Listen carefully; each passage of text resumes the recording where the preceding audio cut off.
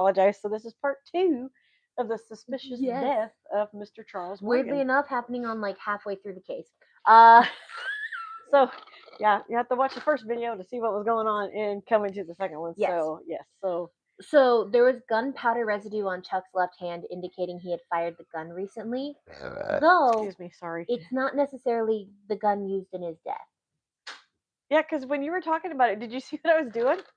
So in the last video, I'm all like this. I'm like, hang on, what is going on with you?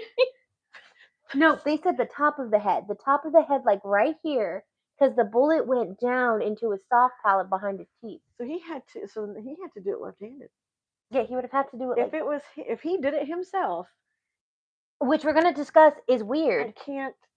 That's hard to do. And again, unless you point it like this. But then even that way, how are you gonna pull the trigger? I'm struggling to even try and it's a Magnum too. How can you? I feel like a monkey right now because I'm trying to figure it out. The only thing I can think of is it's higher, like this. And that would like he'd have to do it like you're saying that way. Okay, God, take the hair down. Literally up here, but at a trajectory of where because you can't put your hand straight up unless you're doing it like this. You can go like this, but you can't hold something there. So if he's doing it, I'm gonna look like a total tart. The gun's gonna be upside down. Okay, this is my. So he'd have to do it like this, and his hand's gonna be at an angle because if it went and you said it was right back here. No, it's up here. Oh, so no, it's weird. It is weird. Yes, it is because I'm trying to figure it out. The strange thing. So again, the gunpowder residue on his left hand. Mm-hmm. They said it could have been to the Magnum, but it also could have been to a lot of other guns. They couldn't trace the gunpowder residue. That it could have been from another gun that was fired. Like not necessarily the Magnum he had in his hand. So meaning somebody could have possibly been in the car, which they can't find shoe prints, which somebody could take. It's also in the desert, but there's no footprints in the desert. There's no footprints at all other than his. Because a person can get out of the car, and as they're walking, they can kind of dust to where they were walking to get rid of their shoe prints. My sleuthing is coming in. Well, let's get the rest of the stuff. Here's the thing, though. Yeah. Ruth was like, "No, Chuck is right-handed, and he never did anything with his left hand." Yeah, because I'm sitting there thinking he's gonna have to do that left-handed. There's no way. Yeah, no, this is hard. You try and do it yourselves. Yeah. Tell us in the comments if you're able to do that. So the pathologist also discovered a $2 bill pinned to his underwear. It's unclear if it was the $2 bill he kept on him at all times, but the bill had been marked up significantly. Mm-hmm. On the front of the bill, there were 7 Spanish names beginning with the letters A through G. And above them was Ecclesiastes 12. What? On the back of the bill, the signers of the declaration was numbered 1 through 7, and there was a crudely drawn map to an area between Tucson and Mexico, specifically the town of Nobles Junction and Salo. Both cities were known for smuggling.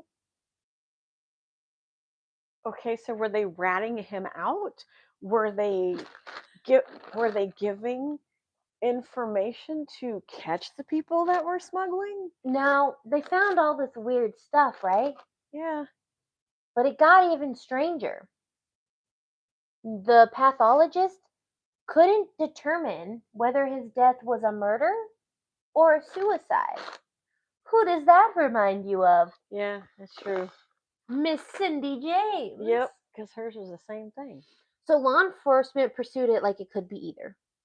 And the Pima County Sheriff's detectives saw the mystery surrounding the case and was more frustrated than anything else because of the strange circumstances surrounding his disappearance and death. And it pointed to a conspiracy out of a book. And they're like, fuck. And on the other hand, the evidence pointed that he had killed himself in a strange and elaborate planned suicide. And according to a sheriff deputy, Morgan could have pulled the revolver's trigger with his thumb, even though it would have been awkward, and the blood and dirt found on the gun could explain why there was no fingerprints. So, he could have used his thumb to pull the trigger. Yeah. But that would still kind of leave a fingerprint, and then, depending on how the thumb was sitting. Well, no, because of the blood and dirt from him going like this, it could have wiped away any fingerprint on the gun. It's weird. The suicide theory was not one Ruth or his close friends and family could accept. He wasn't the kind of person who would kill himself. A family friend, Ronald Newman, told reporters he had everything going for him. He was a family man who was really active in the lodge. He had just acquired a new business, which he had been trying to do for a long time. And police thought he seemed to be really scared for his life and maybe got tired of being scared and decided to end it for himself. I mean, technically, if you're going to end it for yourself, you don't try and go up to the Like top make of your it head. if you're gonna You go, end it for you yourself, go either here you go quick. You don't or you make go an elaborate here. suicide. Yeah, you get 2 points, here or here, if you're going to shoot yourself with the gun. Or here. Or there. Then that just looks really. I mean, you still do it. Because if you're probably hard enough, it could potentially block it and slow down the bullet. So there are people who have shot themselves like this that have survived. So, yeah. So you either go through your temple or you can go through the bottom of your chin. So the first lead in the case came from a couple days after the body was found, and it made the case even weirder. When Pima County Sheriff's detective received a call from a woman who called herself Green Eyes. The caller said she was the person that Chuck had gone to meet that afternoon he went missing, and she was like the one to call Ruth. And she also said that she was the one to call Ruth to give Ruth the Bible passage. Okay. Green Eyes told detectives that Chuck had met her at the motel, where he showed her a briefcase containing thousands of dollars in cash, telling her that the money would buy him a contract the mob had put on his life. So hence the platinum bars in the trunk. The platinum, you know what could have been? He had the platinum bars.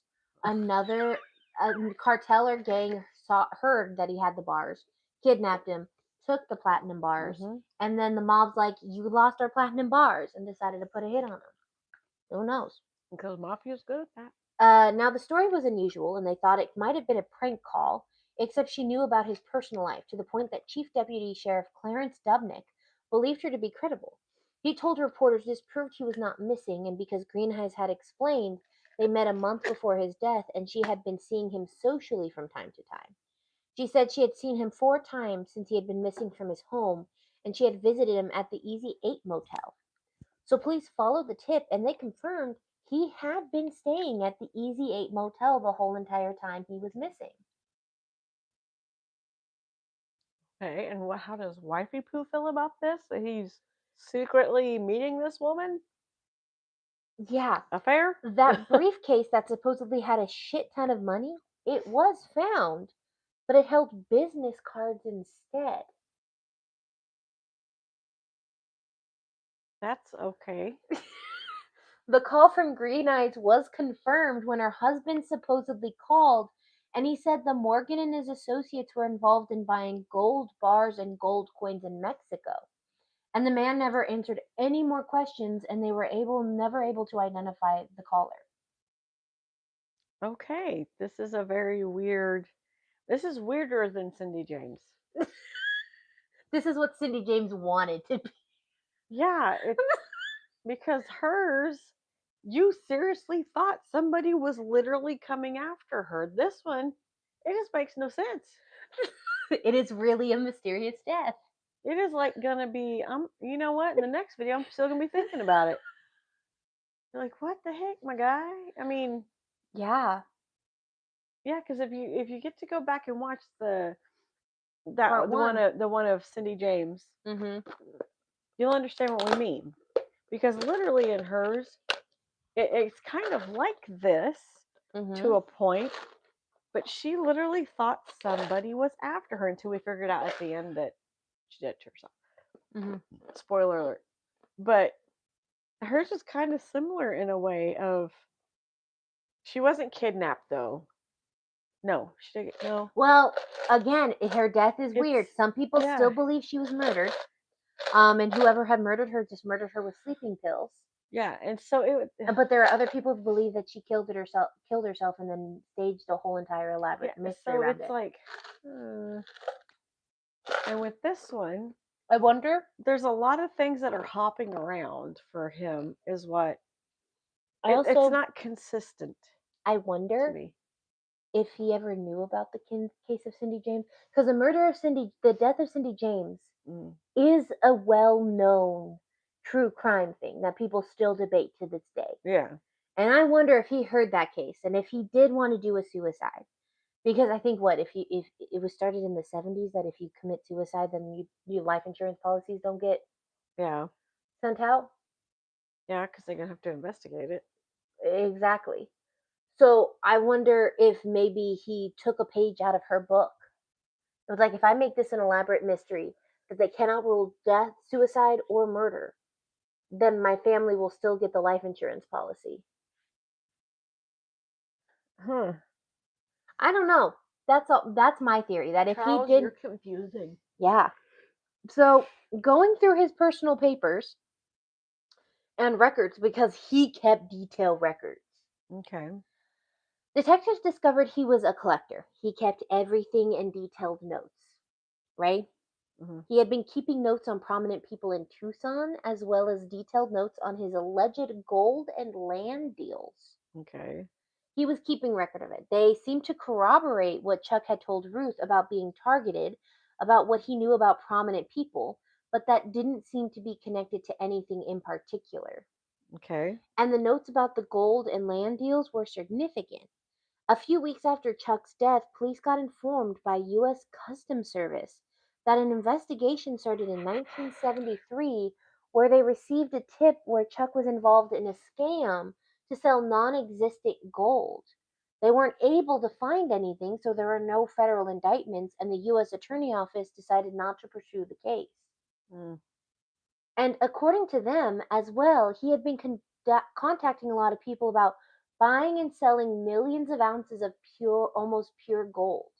And he had been in talks with people from Mexico, as well as people from all the way from Switzerland and England about this deal. Oh, wow. So at the end of the month, the Pima County Sheriff's Office was starting to put together a timeline of Chuck's movements, from when he disappeared to June 7th when his body was found. Ruth said he was missing, but Green Eye said he was hiding. But to the police, it looked like if he had been hiding, checking under his own name, and also several people reported seeing him, he was doing a really terrible job at hiding. Mm. And according to police, that first time he went missing, he was seen in Tucson the day after he went missing, so he hadn't been kidnapped. At least it didn't look like he had been kidnapped. Okay. It seemed he was hiding from his friends and family in particular. So there was an issue with all the fantastical leads. They didn't go anywhere. They just kind of led to a door that was a brick wall. And what would cause you to hide from your friends and family and make it seem like you were kidnapped? Why Yeah, would why would you? you? Why would you? What is something that makes you have to do what you did? What was the reasoning for you actually skipping out? I'm gonna say skipping out because It's a weird case. it makes again it comes back to making no sense. Mm-hmm. If you're having issues or it was something that you were worried about your family being harmed or hurt, I'm sorry, Charles, but I would have agreed with his wife calling the cops, but having somebody come over Unless he knew he that faked the whole thing. yeah, and then turn around and have a detective come over, not a police officer, but a detective come over in normal clothing, Uh huh. like they wear, street clothes, whatever they wear. If they're fancy, then they're fancy, and come to the house so they can discuss what happened, but keep it hush hush under wraps and get his wife and girls into protective custody. Yeah, he just making no sense. Yes, I'm seeing. No.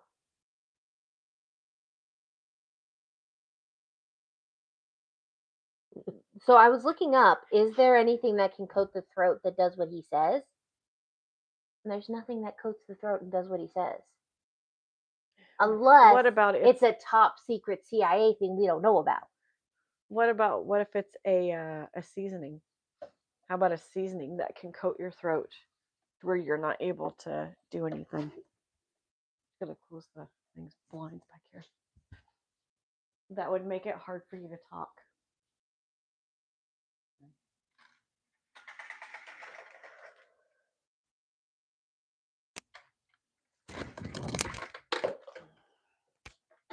But if it was in his throat, what is something that could get stuck in his throat? But if it was in his throat, it would go. Does that make sense? Because bleach could damage your esophagus. But it would stay problematic. It would stay.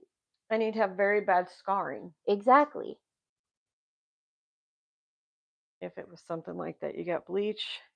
I mean, bleach would literally clean your insides, probably, if not kill. Ow, fucker. It would kill you. God bless America's stupid ass table. So that hurt.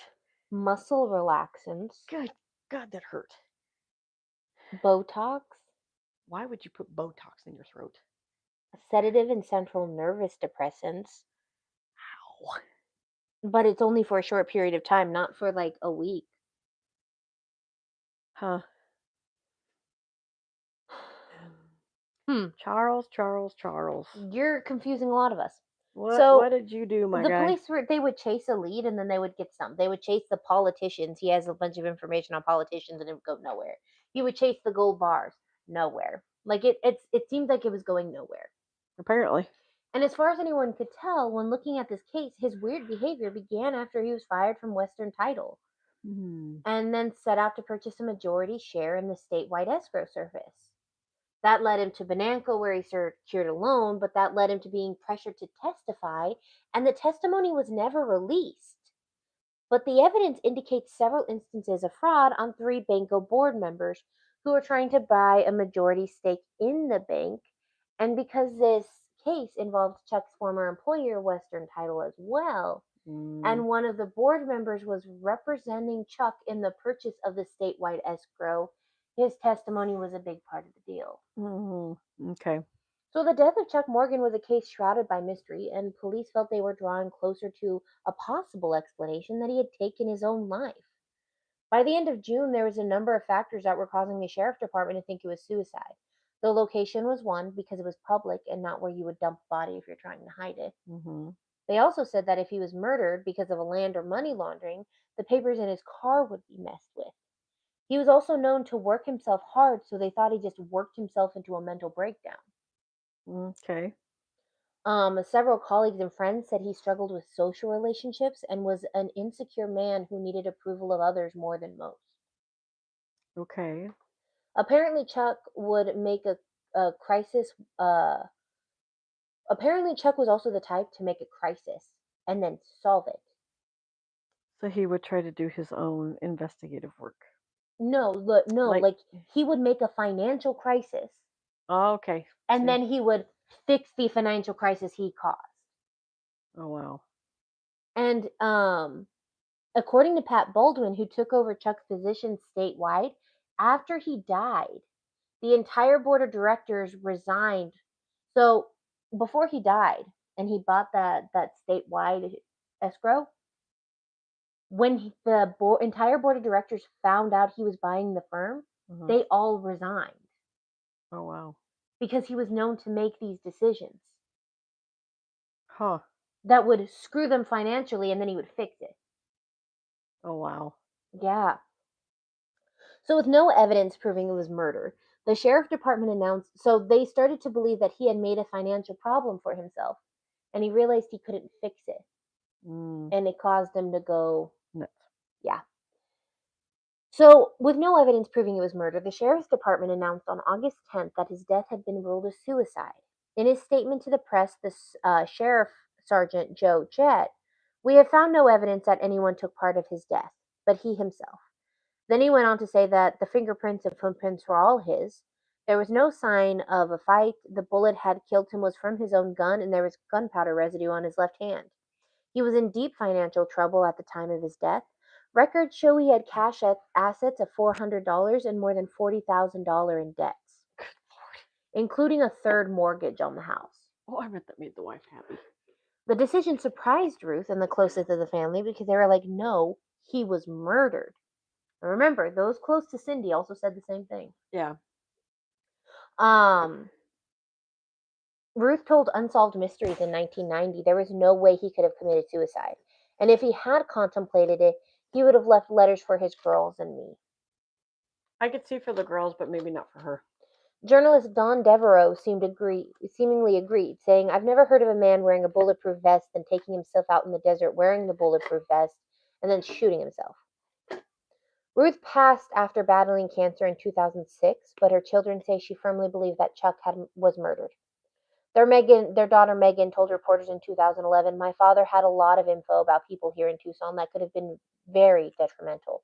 Mm-hmm. There was a lot of information about politicians and people who are still alive that work in our government. He had a lot.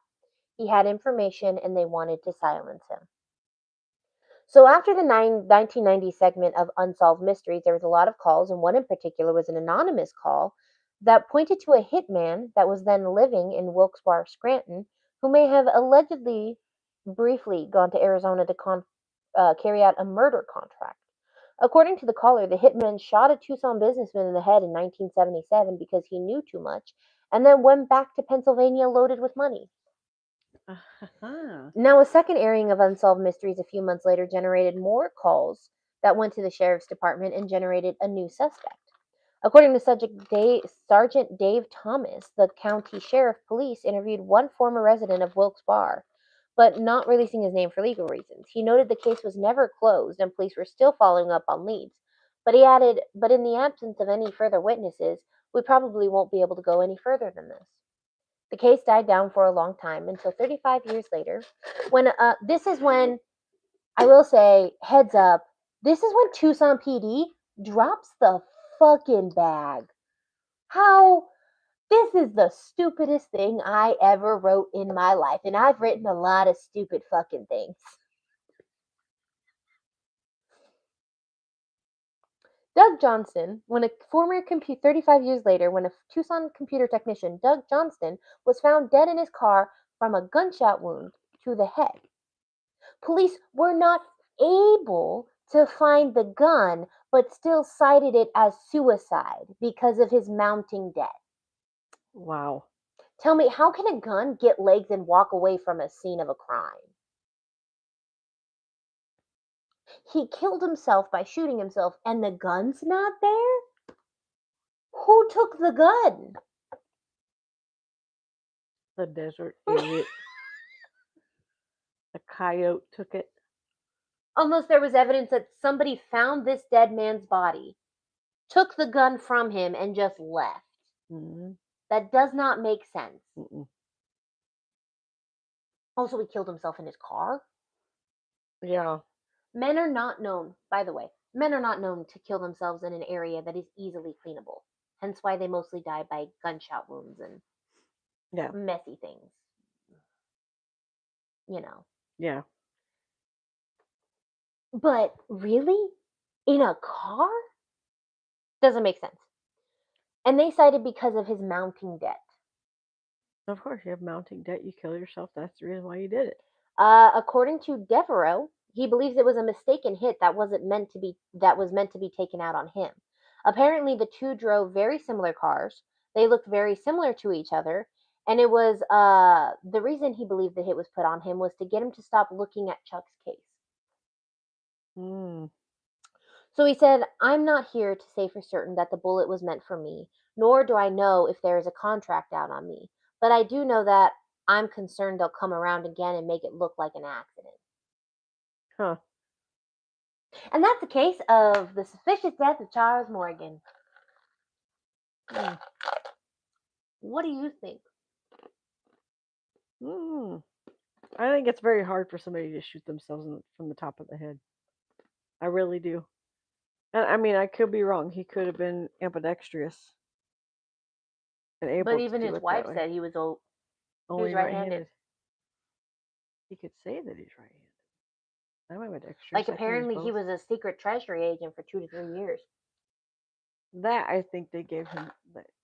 Whatever happened, it's kind of hard to tell because. Like finding out. Sorry. Finding out that the next day, so the day he went missing, right? Mm-hmm. The next day, he was out in Tucson just walking around, and he was seen. So what was he trying? What was he running away from his family for? See, that's the question. Why was he hiding from his family and friends? Why was he hiding? What was he hiding? There's so many questions, Chuck. Chuck, So many questions. Chuck, You have left us with unanswered questions. and I don't like you for And it. that's not fair. I don't like you for that. You're on my shit list. You're dead, but you're on my shit list. It's not making sense, Chuck. Not making sense. So let us know in the comments what you think. I think he's having an affair with that lady. Green eyes. I do think that. Why would you stay at a hotel? There's like, I get, okay, you go on vacation to stay at a hotel. I get that. You stay at a hotel if you're going away on a business trip, but your butt is still in Tucson. Your butt is still in Arizona. And a lady named Fun Green fact: Eyes. Crazy 8 Motel is still open. You should go investigate. Do you want to know what it looks like? Mm-mm. Probably creepy as hell. No, it's in a regular facility. Why does it say Catella? I think it's on Catella. You know what I think when I think of Catella? That's Disney. Is this in Phoenix? No, this is here in Tucson, I think. Did you click the right one? Because it says Catella. That's Rodrigo's Mexican. Oh, Crazy 8 Motel. California. You boob. I was like, I know Catella. Catella is where Disneyland is. You can't fool me. Oh, they must have changed it to Lazy 8 Motel. I'm like, wait a minute. Why does it say Catella? We don't have a Catella here in Tucson. It's in Benson. I don't want Yelp. Okay. So I seriously think that he was having an affair with this woman. She was probably part of a mafia group. Maybe they told her to reach out to him to get information. So the Lazy 8 Motel is often referred to locally as the Crazy 8 Motel. Right. It was established in 1970, located in at East Benson Highway. A budget-friendly lodging option. Okay. In later years, the motel gained a reputation for being a site of drug-related activities. There's a lot of unanswered questions, Chuck. There is. I want to know more about this motel. Start showing me more of this hotel. I don't give a frick. Sorry, once I find something and I'm interested in it, this is what happens. This is what the motel looks like on the inside. It looks dark and dim and creepy. This was done in 2015 and they still had that kind of TV. Yeah, the box TV on the wall. No. Yeah, I don't That like looks it. like the thing of nightmares. Yes, it does. Utilitarian room features decent bed, mini fridge, and a TV from last century. But it all worked just fine.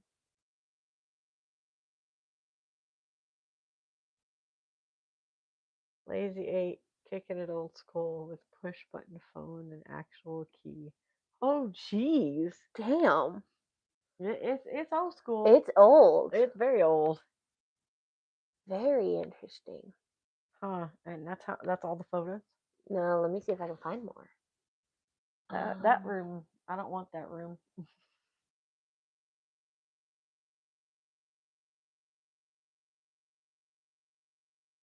La la la la la la la. Give me not Tempe. I don't want Tempe.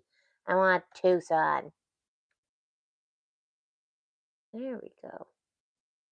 Scrap. I wonder, did they destroy it?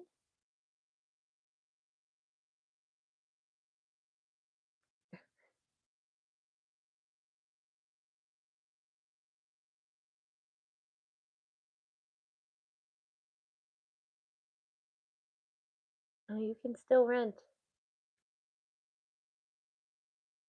Well, that looks much better.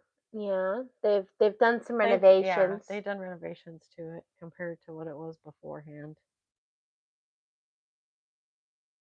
Looks much better than what it was Look before. at their ice and vending machine. What the heck? Is that blocked off? You have to have a key. Okay, obviously not in a good area. That is obviously a piece of history. Wow. Okay. That cracks me up. You're all like, Catella's, that's got to be up in no, that's in California. Oh, that's It is out of business be based on reports. closed. Okay. Based on reports dating back to 2018 and 2019, while some listings briefly showed it as OEO Hotel Silver. It is no longer actively operating. Huh. All right. Yeah, closed. Well, whatever happened in Chuck's and Green Eye's room Yeah. will stay there. Yeah. So that is the suspicious death of Charles Morgan. If you wanna next week pop in, we're gonna be in the same clothes. Yes. We're doing Isabel Solis. Because we've done laundry between now and then. Yes, we're re-wearing our clothes. I do not have tartars. Can't see it, so it wouldn't matter. But we do our laundry once a week.